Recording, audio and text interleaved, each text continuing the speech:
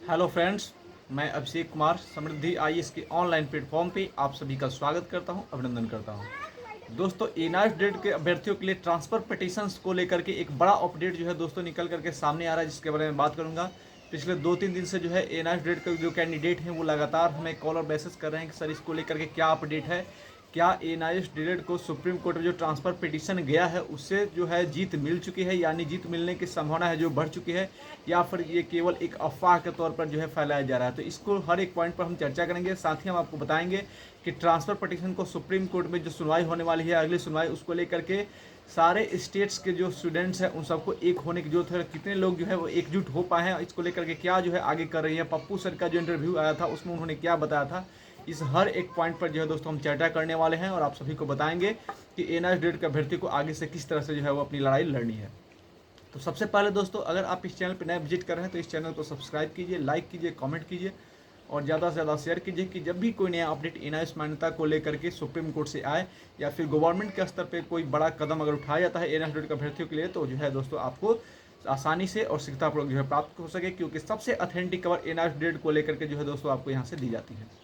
दोस्तों, सबसे पहले हम बात करें तो एनआईएस डेट के मान्यता के लिए जो ट्रांसफर पिटीशन का जो केस हुआ था दोस्तों, वो यूपी से था, उत्तर प्रदेश से था, जहाँ पे Akhilesh Singh Chauhan versus state of Uttar Pradesh का एक केस था जो कि सुप्रीम कोर्ट में ले जाया गया था।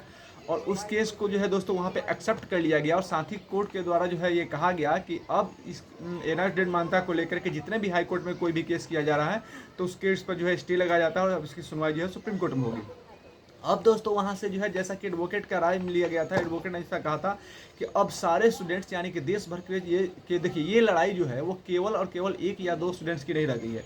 ये देश के 14 से 14.5 लाख जो एनआईएस डेट के कैंडिडेट है उन सभी कैंडिडेट की लड़ाई है और इन सभी कैंडिडेट को जो है एकजुट होकर के ये लड़ाई लड़नी होगी। और इसको लेकर के बहुत सारे स्टूडेंट्स जो है वो साथ आ भी रहे हैं। इसके लेकर के दोस्तों पिछले 2-3 रोज पहले जो है पप्पू सर का एक इंटरव्यू आया था। उस इंटरव्यू को देखने के बाद पता चला था कि सारे जो स्टेट के जो स्टूडेंट्स हैं वो उनको एक साथ आने की ज़रूरत है और अगर वो एक साथ आकर के कोर्ट में एक साथ लड़ाई लड़ेंगे तो वो अपना पक्ष जो है वो बेहतर तरीके से रख पाएंगे और हमारा पक्ष जो है वो मजबूत होगा। क्योंकि दोस्तों ये केवल और केवल एक व्यक्ति की लड़ाई नहीं है, ये 14 से 14.5 लाख जो है दोस्त हैं हमारे, जो स्टूडेंट हैं, जो अभ्यर्थी हैं एनआईएस डेट के, उनकी लड़ाई है और उनको बेहतर तरीके से अपनी लड़ाई को लड़ना होगा। और वो अपनी लड़ाई को कैसे बेहतर तरीके से रखेंगे, जो जब एकजुट होंगे तो ही लड़ेंगे और एकजुट होकर के ही लड़ाई लड़ेंगे तो हमें जीत मिलेगी। देखो ऐसा नहीं है कि जैसा कि बताया जा रहा था कि एनआईएस डेट को सुप्रीम कोर्ट में जो है ट्रांसफर पिटीशन को एक्सेप्ट कर ले गया, अब उनको जीत मिल गई है। ऐसा है कि अब कुछ नहीं करना है, सीधे कोर्ट में जाओ, वहाँ से जजमेंट आएगा और एनआईएस डेट को जो है शिक्षक भर्ती मौका मिलेगा। तो ऐसा बिल्कुल नहीं है दोस्तों। अब जो है केस को जब एक्सेप्ट कर लिया गया है तो हाँ, पहली सीढ़ी तो है आपने पार कर ली है, लेकिन इसके बाद जो अगली लड़ाई है उसको बेहतर तरीके से लड़ने की जरूरत है। क्योंकि कोर्ट में जब सुनवाई होगी 29 जुलाई को जो है डेट रखा गया है, 29 जुलाई को जब सुनवाई होगी तो सब लोग अगर एकजुट हो करके एक बेहतर एडवोकेट को रख करके अपना पक्ष बेहतर तरीके से कोर्ट के सामने रखेंगे तो वहाँ पे जो है जज इस बात को नोटिस करेगा कि 14 से 14 लाख स्टूडेंट्स एक साथ आए हैं तो ज़रूर इनके बातों को सुनना जाए और उनके पक्ष को जो है बेहतर तरीके से रखा जाए। और ये तभी होगा जब सब लोग एक साथ आएंगे, एकजुट आएंगे। इसमें हम देख रहे हैं कि कुछ लोग जो है वो अलग थलग जो है जाने का प्रयास कर रहे हैं। इसमें हम देख रहे हैं कि जो एसएलपी था रिव्यू पिटीशन का लेकर, कुछ लोग हैं जो उनको लेकर के जा रहे हैं कोर्ट में।